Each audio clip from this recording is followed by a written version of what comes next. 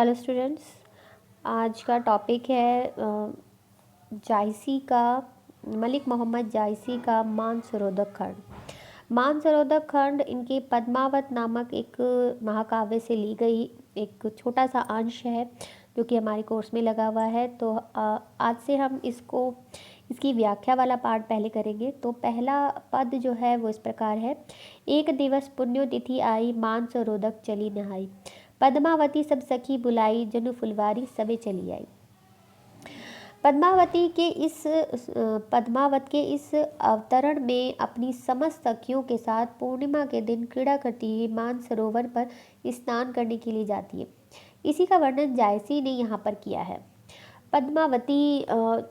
यहाँ पर पद्मावती के बारे में एक चीज़ बतानी पहले ज़रूरी है कि जायसी ने इस काव्य को थोड़ा सा द्वि अर्थ में लिया है। उन्होंने नायिका को ईश्वरीय रूप माना है और जो नायक है उसे जीव माना है। इस तरीके से द्विअर्थी तरीके से इस काव्य का इन्होंने एक तरीके से निर्माण किया है। इन्होंने जायसी ने सूफी धारा को इसमें समाहित किया है और सूफी धारा में नायिका को ईश्वर माना जाता है, यानी कि स्त्री को ईश्वर माना जाता है और पुरुष को जीव माना जाता है और उनके बीच प्रेम संबंध का निर्वाह किया जाता है। तो यहाँ पर पद्मावती चूँकि ईश्वर का रूप है, उसी की बात यहाँ पर की गई है कि पद्मावती जो है वो एक पूर्णिमा के किसी दिन मानसरोवर में क्रीड़ा करने के लिए जा रही है अपनी सहेलियों के संग। तो पहली लाइन देखते हैं। एक दिवस पुण्यतिथि आई। एक दिवस पुण्यतिथि का मतलब है पूर्णिमा का दिन। एक दिन पूर्णिमा की शुभ तिथि आई, मानसरोवर चली नहाई। और उस शुभ अवसर के आने पर पद्मावती मानसरोवर में स्नान करने के लिए चली। पद्मावती सब सखी बुलाई। पद्मावती ने अपनी सभी सखियों का आमंत्रित किया। जनु फुलवारी सबे चली आई और वे भी फुलवारी की भांति उसके पास चली आई। कोई चंपा, कोई कुंद सहेली, कोई सुकेत करना रसबेली, कोई सुगुलाब सुदर्शन राती, कोई शोभकावरी बकुचन भांति। तो यहाँ पर सहेलियों को पुष्पों के भांति दिखाया गया है, पुष्पों का रूप दिया गया है। उन्होंने बताया है जायसी ने कि कोई सहेली चंपा, कोई कुंद, कोई केतकी, कोई करना, कोई रसबेली की तरह थी, कोई लाल गुलाब या सुदर्शन पुष्प की तरह थी, कोई गुलाब कावली यानी कि बकोरी के पुष्पों की भांति थी। तो इस प्रकार से सभी जो सहेलियां थी वो किसी न किसी पुष्प के भांति थी और सभी की सभी जो है वो उसके पास चली आई। नेक्स्ट है। कोई सो मोल सोरी पुह पावती, कोई जाही जूही सेवती, कोई सोन जरद, कोई केसर, कोई सिंगार हार नागेसर, कोई कूजा सदबर्ग चमेली, कोई कदम सुरस रसबेली। तो यहाँ पे आगे भी उन्होंने पुष्पों के नाम ही दिए हैं और बताया है कि उन्हीं के समान जो है उनकी सहेलियाँ पद्मावती की सहेलियाँ लग रही हैं। कौन कौन है वो? कि कोई मोल सीरी की भांति पुष्पित थी, कोई जाति युथिका या एवं सेवती के फूलों के समान थी, कोई सोन जरद या कोई केसर के समान थी, तथा कोई हर सिंगार और नाग केसर के समान थी, कोई कूजा, कोई सदबरग तथा कोई चमेली की तरह थी, कोई कदम्ब और कोई सुरस रस बेली की तरह थी। चले सब मालती संग फूली कवल कुमोद, बेधी रहे गंधारब पास परमादन बोध। यदि वे सभी सखियां जो है मालती के संग, मालती यानी कि पद्मावती के संग चल पड़ी, मानो कमल के साथ कुमुद फूल उठा हो और उनकी आनंददायक सुगंध से भ्रमर समूह वहीं पर बिंध गए हों। तो इसमें थोड़ा सा काव्य सौंदर्य भी देख लेते हैं कि इसमें जो है लौकिक जीवन की सुख और स्वच्छंदता का अंकन किया गया है और रहस्यवादी दृष्टि से ये पंक्तियाँ काव्यगत लगती हैं और इसमें सभी जो सखियां हैं उन्हें फूलों के समान दिखाया गया है और पद्मावती जो है वो ईश्वरीय रूप को दिखाया गया है। और उन्होंने अपने काव्य कौशल से, जायसी ने अपने काव्य कौशल से सामान्य जीवन की घटना के द्वारा आध्यात्मिक भाव की यहाँ पर व्यंजना की है। साथ ही प्रकृति के उपादानों का भी प्रयोग किया गया है। रस यहाँ पर श्रृंगार है, भाषा अवधि है, छंद चौपाई और दोहा है, गुण प्रसाद, वृत्ति कोमला और शब्द शक्ति यहाँ पर अभिधा और लक्षणा है। साथ ही अलंकार जो है वो है उत्प्रेक्षा। अब अगला पद देखते हैं। खेलत मानसरोवर गई, जाई पाल पर ठाड़ी भई, देखी सरोवर हंसे कुलेली, पद्मावती सो कही सहेली। कह रहे यहाँ पर कवि कहता है कि वे सभी राजकुमारियां खेलती हुई मानसरोवर पहुंच गई और सरोवर के किनारे पर खड़ी हो गई। खेलत मानसरोवर गई कि मानसरोवर में खेलने के लिए चली गई हैं और जाई पाल पर ठाड़ी भई कि वहाँ किनारे पर खड़ी हो गई। देखी सरोवर हंसे कुलेली, कि वे सभी सखियाँ सरोवर को देखते देखकर हंसती हुई कीड़ा और कुलोल करने लगी। पद्मावती सो कहे सहेली। और इसी बीच एक सखी पद्मावती से कहती है कि हे रानी, मन में यह विचार करके देखो कि हे ए रानी, मन देखो विचारी, यही नेहर रहना दिन चारी। कहती है कि हे रानी, यह इस बात पर थोड़ा विचार करके देखो कि हम सभी को इस मायके अर्थात पीहर में 4 दिन ही रहना है।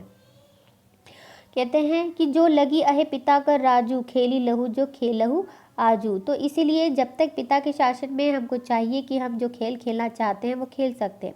भाव क्या है कि इसी अवस्था में जीवन का पूर्ण आनंद लेना चाहिए, नहीं तो कुछ दिनों के पश्चात हमें पुनः ससुराल जाना पड़ेगा और फिर कहाँ हम और कहाँ ये खेल। पुनि सासुर हम गवना काली, कित हम कित ये सरोवर पाली, कित आवन पुनि अपने आप, कित मिली के खेलब एक साथ। कहते हैं तालाब का किनारा क्रीड़ा करने को प्राप्त हो सकेगा या नहीं ये भी नहीं मालूम है।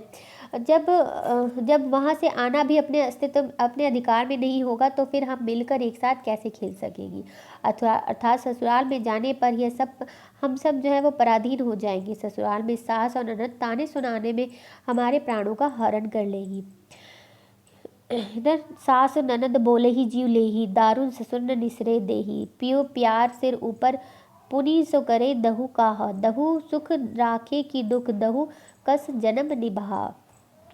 कहती है कि सास और ननद है वो ताने सुनाने में हमारे प्राण ले लेगी और निष्ठुर ससुर भी घर से बाहर नहीं जाने देगा।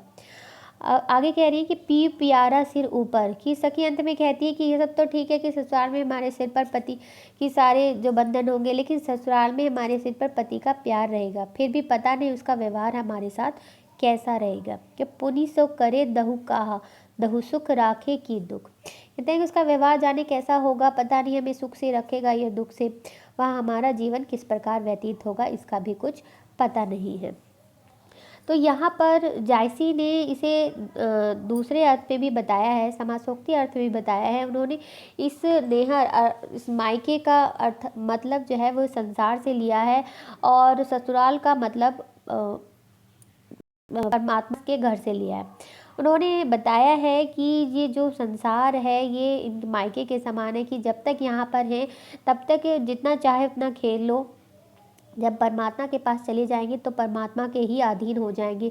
फिर वहाँ पर जैसे भी वो रखेगा हमें रहना पड़ेगा, हमें इस बारे में कुछ भी मालूम नहीं है। इसलिए जब तक इस संसार में है तब तक इस संसार के खेलों का आनंद जितना लेना चाहो ले लो। अब बात करते हैं इनके थोड़े से काव्यगत सौंदर्य की। तो इन पंक्तियों में सांकेतिक शैली में इहलोक और परलोक के संबंध में स्थूल रूप में कुछ इस आशय से कथन किए गए कि यह लोक यानी कि पीहर है और परलोक जो है वह ससुराल है। बालाएं जीवात्मा है, इस लोक में पुनरागमन अपने वश की बात नहीं है। प्रिय पति परमात्मा है।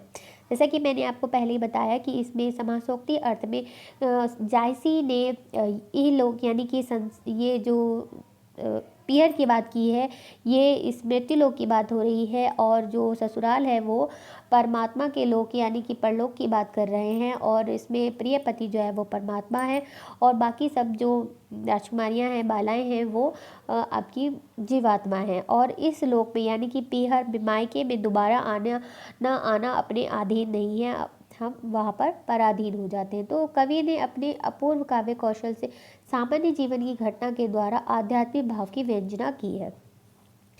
यहाँ पर उन्होंने इस पूरे मानसरोवर खंड में उन्होंने इसी अर्थ को आगे बढ़ाया है, इसी ही बात को इन्होंने यहाँ पर स्पष्ट किया है कि जो पीहर है वो ये संसार है और जो ससुराल है वो आपका परलोक है, परमात्मा का घर है, पति का घर है।